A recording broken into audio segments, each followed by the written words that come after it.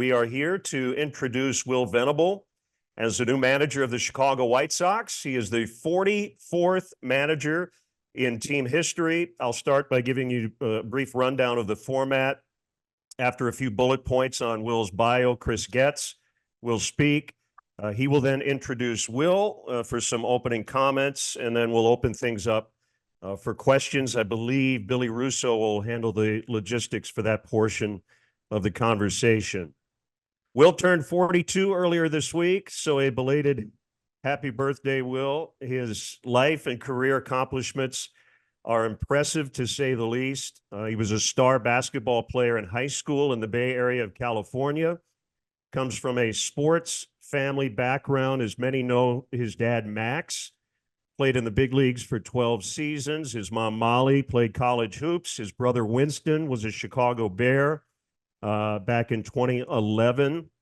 Will attended Princeton University, as a basketball player, and then added baseball to the mix. And he admits growing up that basketball was his first love, but that changed a little bit in college as he started to garner a lot of big league interest. He majored in anthropology in college and followed in the footsteps of a future big league teammate and most recently one of his bosses in Texas, Chris Young. First team All-Ivy member in both basketball and baseball. He would be a seventh-round pick of the Padres in 2005. Got to the majors in 2008, and he tripled in his first career at bat off Aaron Cook of the Rockies. After 9 years as a player, he joined the Cubs front office before becoming a first base coach, then the third base coach. He would end up in Boston as a bench coach for Alex Cora, and then on to Texas as the associate manager, where he would be part of a World Series winning staff in 2023. And one last thing before Chris takes the stage here, and I don't know if I've ever shared this with Will, but when I was a young baseball fan, maybe 12 years or so, and his dad was playing for the Giants, when I first heard of Max, I was convinced his last name was Venable. And yeah, it's a true story, and I'm sure Will has heard that happen to him at times. But I looked up the definition of venerable. Quote, accorded a great deal of respect, especially because of age, wisdom, or character. And while I hope to never mispronounce your name again, Will, I can't think of a more appropriate word to describe you, your youthful age notwithstanding. So, having said that, let's turn things over to the person who hired Will, and he leads the White Sox baseball operations, Senior Vice President and General Manager Chris Getz. Chris? Thank you, Len, and I'm happy that you were able to, you were the one that recited his resume and his bio, because I would have struggled to hit on everything just because of how impressive it is. But welcome, everyone.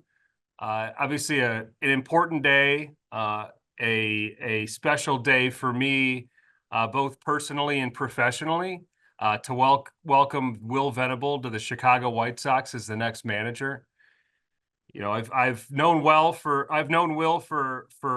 an extended amount of time, and you know, it was very clear early on in this process that he was someone that should have been a top candidate, in which he was, and obviously, you know, became the perfect final candidate for us. You know, it was an extensive process, interview process that we began getting organized in August, and you know, we certainly used our resources outside of the organization, leaned on, you know, our internal people as well. And, you know, at one point we had 60 plus candidates. Obviously we worked that down to eventually 20. We certainly did our homework, used the network that many of us have outside of the organization, and dove in deeper. And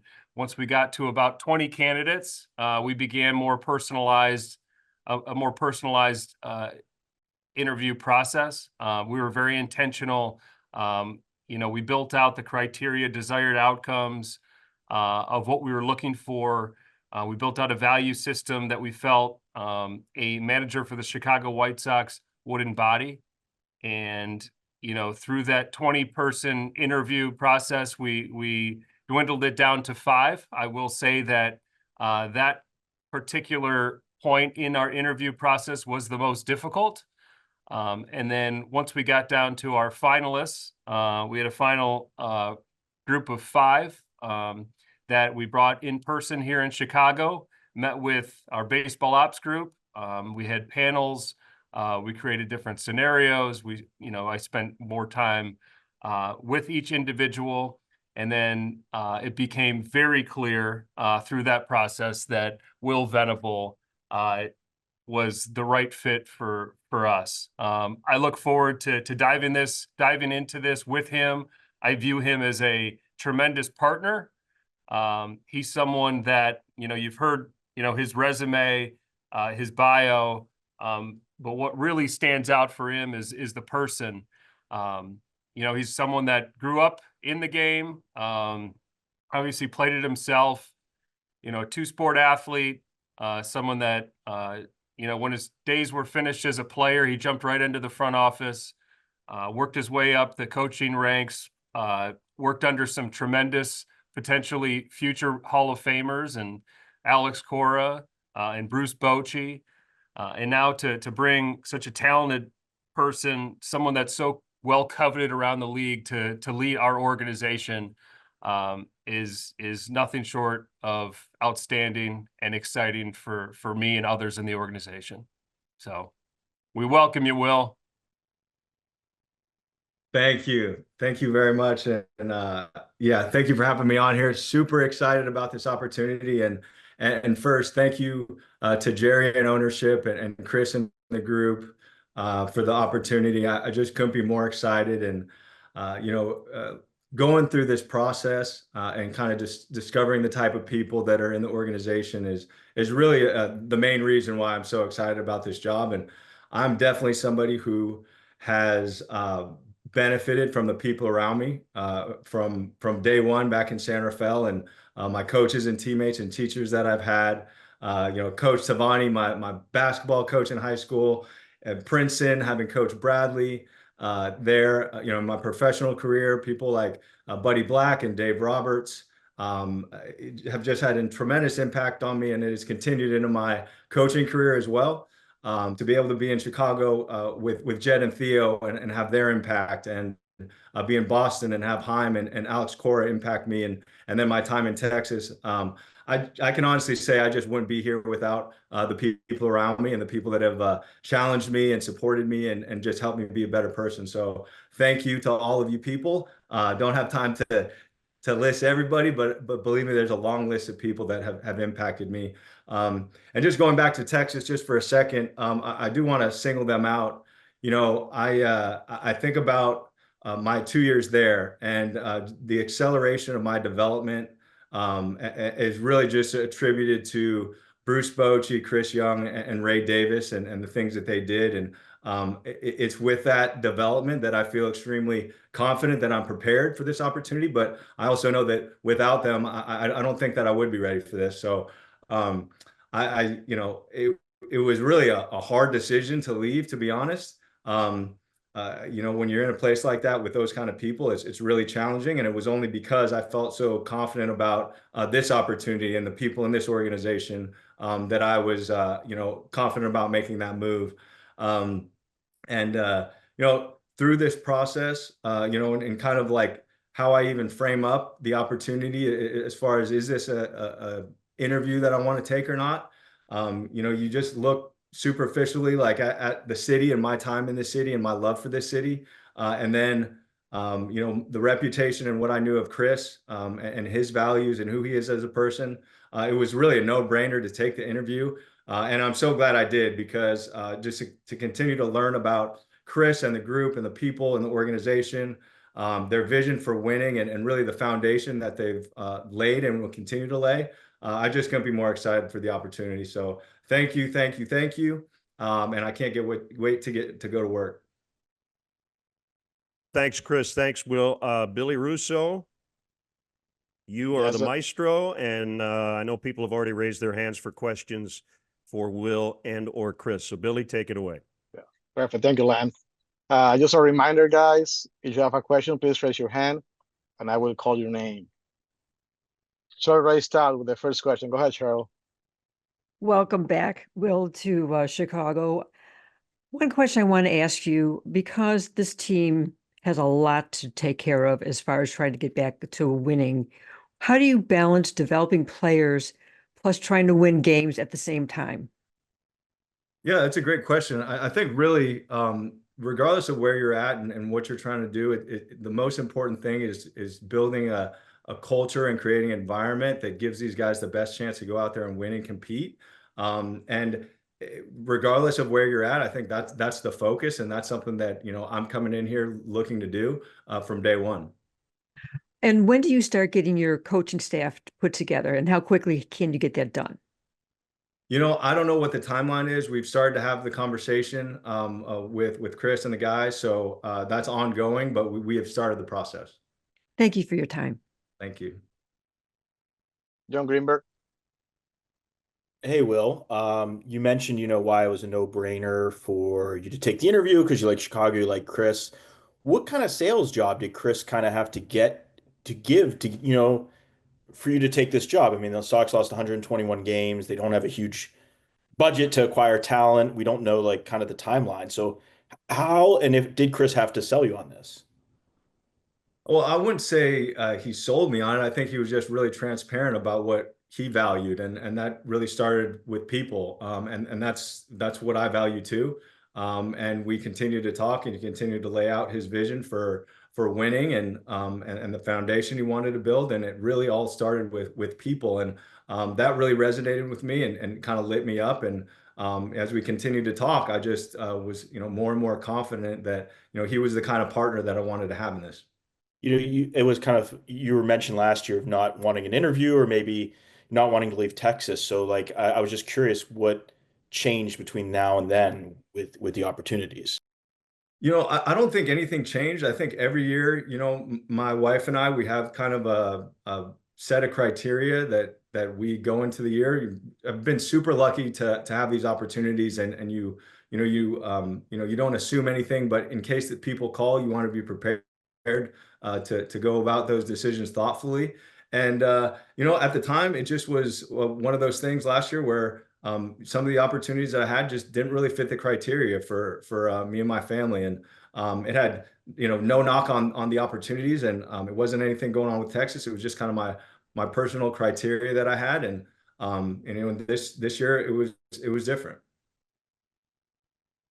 Andrew Seligman. Yeah, hi, Will. Congratulations, first of all. And just when you were looking at this job and considering whether to take it, just what concerns did you have given the state of where things were with this organization this season? I wouldn't say concerns. You go into these interviews and you want to learn about what's going on. There's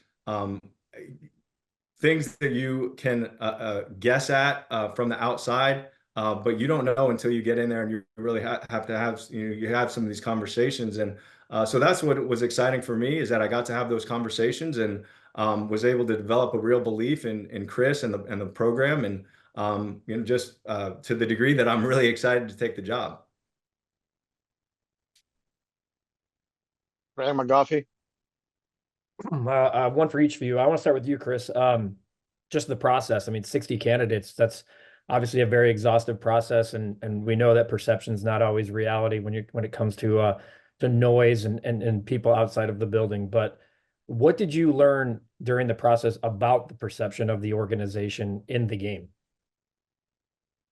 Yeah, I mean, for one, you go through a kind of a grand or large process like we did. It's an opportunity to learn more about yourself, right? I mean, you're having conversations about to other individuals that work in other organizations, and along the way, there are there's opportunities to ask them, what their perception is of the organization, and sometimes I felt like it was accurate. Sometimes it was not. And through that, through those conversations, I think for one, I'm really proud of our baseball operations group, because, we're talking about essentially a 2-month process, and they committed a lot of time and effort in putting together, an interview process that also had the ability to be a reflection of what we represent as an organization. That was really important to me. Obviously, that's not the priority. The priority is to find the best candidate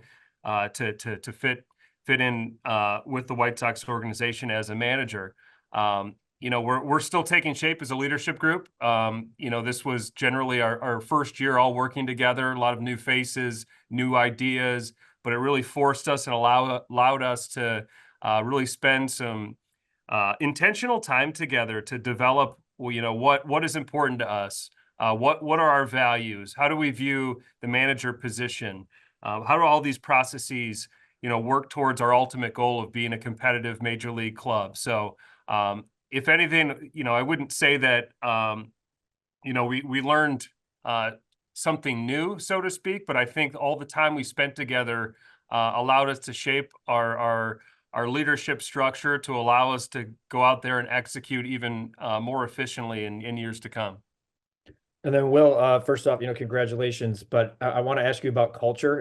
It can be a buzzword, and it's been a word thrown around here the last couple of years, loosely at times. What is the key for you to building? I mean, obviously you've been in the game most of your life. What is the key for you to building a culture, knowing that you're going to have to take some lumps in the early going, but throughout the process that the culture remains the same from top down?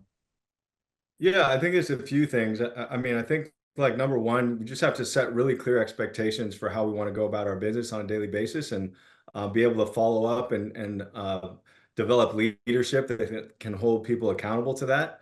But it's also about creating a winning mentality. In every team across the league, the Yankees, all the way through the rest of the league, you're going to have your challenges and adversity. And to be able to create a winning mentality where you say, hey, I know we're going to struggle with some stuff, but if we continue to go out there and compete, if we continue to work together and focus on the things we know win games and are good teammates to each other, then we can overcome a lot together. And that's my mentality. That's the mentality that I want this team to have. And for me, like, you put those two things together and you develop a really strong culture. Lamont Pope. Hello, Will. Congratulations. I was wondering if you could just kind of give us a takeaway that you had from each stop: Texas, Boston, and with the Cubs. What was something that kind of you took away from each of those stops that's going to aid you here as a manager? Yeah, I think in Chicago, really interesting group of young, talented players, and Joe Madden, who was creative and innovative and an unbelievable leader. And the thing that really sticks out for me there is just his ability to stay positive. It didn't matter what the score of the game was, what time of the day. He just had the same presence about him, and that's something I always admired from him, and something that really stands out. In Boston, Alex was an amazing leader. He did it in a different way than Joe, and certainly his ability to build relationships with players was amazing. How he went about it, he was very intentional with everything that he did, and was very player driven, and just came from it with an amazing understanding of what players need and where they're at. And I think that's a huge thing, and something that'll be important to me as a manager, is just understanding where the guys are at individually. And then in Texas, I mean, Bochy is amazing. The player group was amazing. And, really the one thing, and I was the direct benefactor of it, is just how inclusive Bochy is, and how thoughtful he is with his staff. And, you're on his coaching staff, and you show up every day, and that you're going to be included in conversations. That your opinion matters, that you can have an impact on the group, and whether it's the lineup or game planning, you have a say in it and are valued. And that's something that has stood out to me, and again, something that I experienced firsthand, but I also want to adopt to my program as well. Coach Mike. Well, welcome back to Chicago.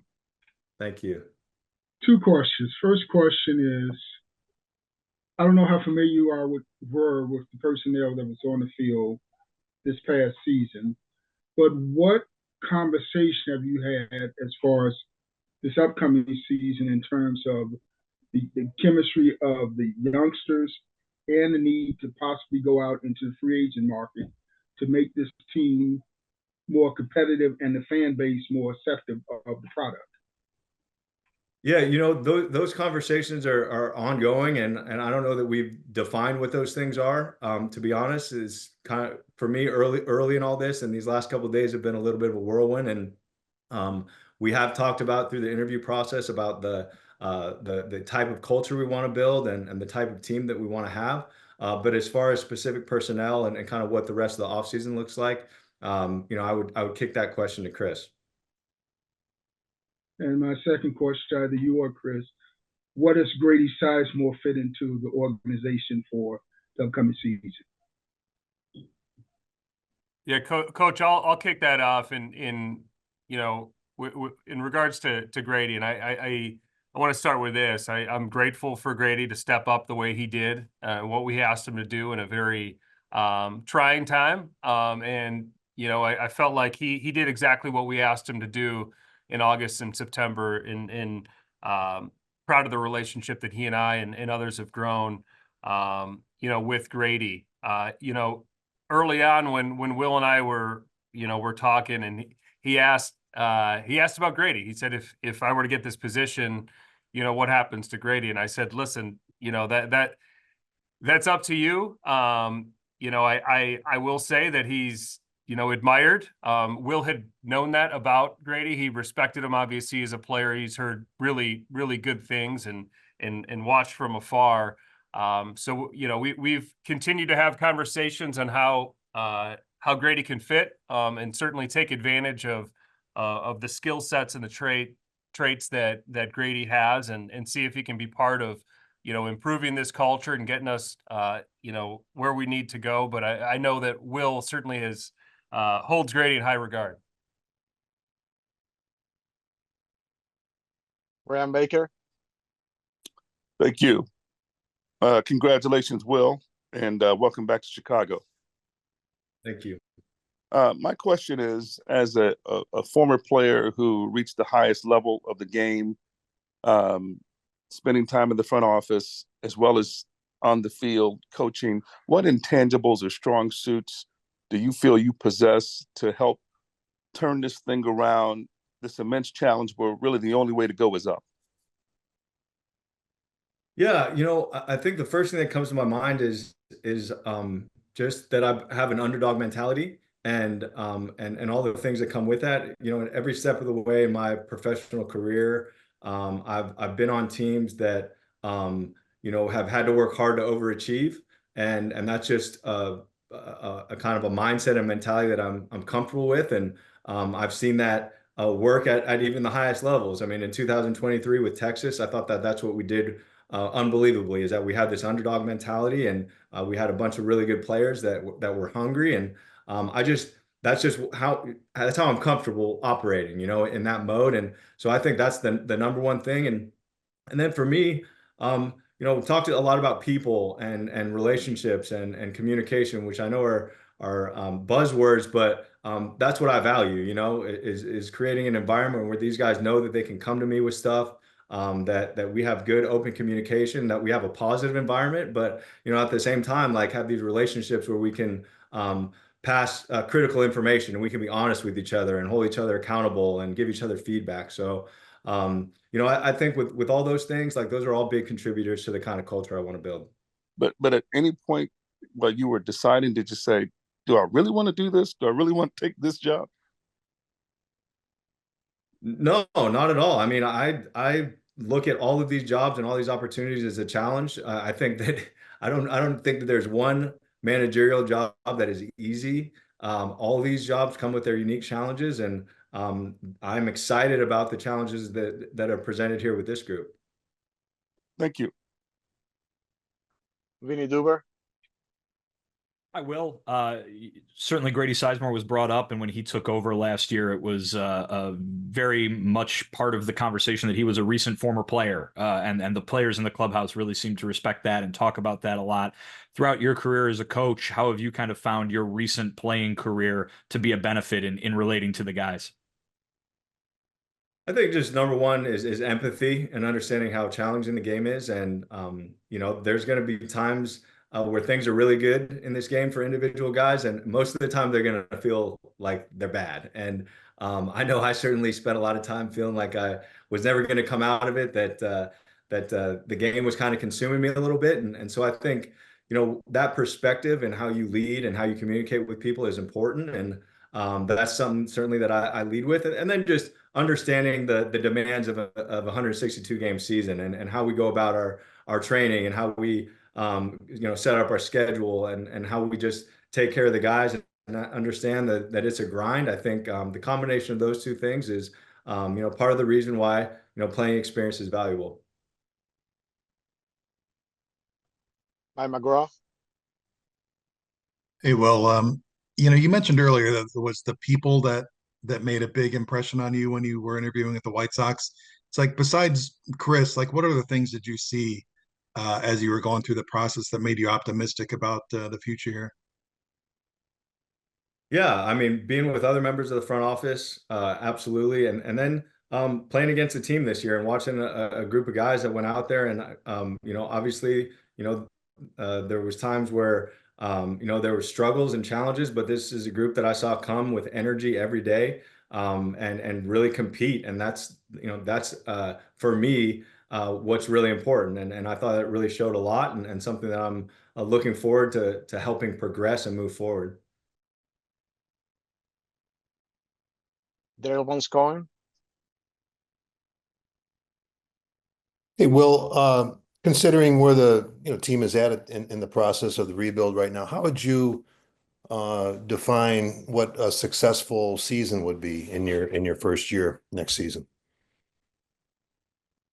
Yeah, I think going in, you have a plan, and certainly that is to create an environment where guys can be at their best, and it's going to come with challenges, and there's going to be situations that challenge that and are going to force us to rethink things and be adjustable and flexible to things. And I think if you look up at the end of the year and you say that you've handled that adversity well, that's definitely a sign of a successful year. We also know that we're building something. We know that there's not just the way that we go about our business and our culture, but also our systems and our processes.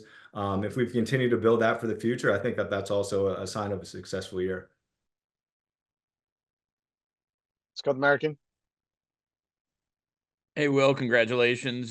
Question for you. How much does your knowledge of Chicago baseball, having worked here, obviously on the other side of town, kind of help you have an understanding going into this new job for you?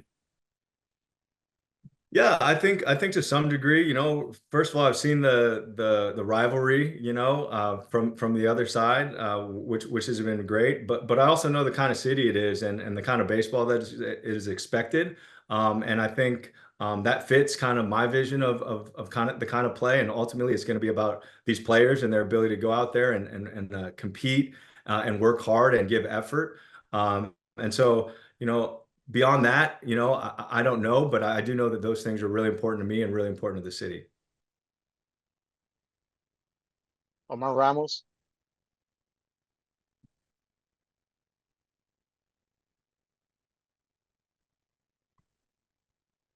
You're mute, Omar.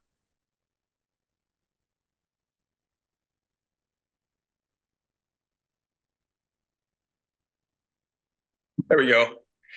Alrighty, sorry about that. Thank you so much for taking my call here. Congratulations on being hired as a White Sox manager. On behalf of the University of Chicago and Contacto Deportivo Extra, we welcome you. Te damos la bienvenida a la ciudad de Chicago. I'm curious to know what kind of communicator do you consider yourself, granted that, Major League Baseball is such a multicultural driven business. And, there's a lot of important Hispanic players. Are you a bilingual manager? How is your Spanish? And how do you plan on communicating with the Hispanic players on the team? mi español es muy malo, first of all. Okay. But no, that is something that's extremely important. And I think that every step of the way that's something that is valued to me and is going to be considered. And to the detail that, our messaging, if we're having presentations, that is being thoughtful, that we're being thoughtful about, our Spanish speakers being able to understand those things. And, in the clubhouse, you're exchanging some very important information. And I've seen firsthand how things can get lost in translation and lost because we don't have the right types of translation. So that's something that is extremely valuable to me. And, every single person in our organization and on our team is valued, and a part of valuing them is following through and making them comfortable and giving the things that they need to be successful. And certainly the thoughtfulness about how they receive information and that we have people that understand where they come from are all very important to me. Perfect. Thanks. Paul Sullivan. Hi, Will. Congrats. You worked for some old school guys and some analytics minded guys. Where do you stand on the analytics, and what should we expect from your managing style in that aspect? Yeah, I've seen a lot of different styles. For me, I think most decisions should be founded in objectivity. I think we have this amazing information, and we have to use that as kind of like the baseline for the decision. But we know that's not the whole story, right? We know that there are situations that change the way we look at this data. We know that there's players and their confidence levels, or their how they're feeling with their mechanics, or their just how they feel about anything, is important to the decision also. So definitely objective on its floor, but understanding that there's important layers to this that will also be considered. Hi, we just have time for one more question. It's going to be John Greenberg. Hey, this one's for Chris. Chris, you talked about like kind of the value system that you thought Will embodied. When you're going through this, I'm sure comfort and feel and kind of intuition played a part in feeling comfortable with Will. But what was kind of the value system? What do you want out of a manager at this point where the White Sox are? Well, we just covered the communication part for one, and from my perspective, as we were evaluating candidates, the communication ability of Will definitely stood out, and the reason why I feel like it's so effective is because it's coming from a place of some authenticity, honesty. There's never anything. He never delivers anything in a rush. I mean, it's just with depth. It's very thoughtful. And although he may be the smartest guy in the room, he doesn't need to kind of show off and let everyone know that he is the smartest guy in the room. And I think that's what makes him so welcoming. And regardless of cultural background or any background whatsoever, I think people will respond well to that. In regards to the value system and things we were looking for in our manager position, although there are a lot of when you think about hiring a manager or hiring anyone, there are emotions that could get involved. There are biases that can start infiltrating decision making, and so we tried to build out a process that was very objective. And through that objectivity, we felt like we landed on some really strong candidates towards the final round. Obviously there's going to be nuance to it because there's nuance to the position. There's an art of coaching, there's an art of communication, but we did feel like it zeroed in on candidates that we feel like we're going to be effective as a leader, as a manager for the Chicago White Sox. So there's some things we valued greater than others. We certainly understand where we are as an organization. Will does as well. There are going to be different phases along the way, but we feel like Will can be part of not only the near future here in 25, but beyond as our roster begins to take shape, and also as we start accomplishing greater things at the major league level. We all silly like the mayor.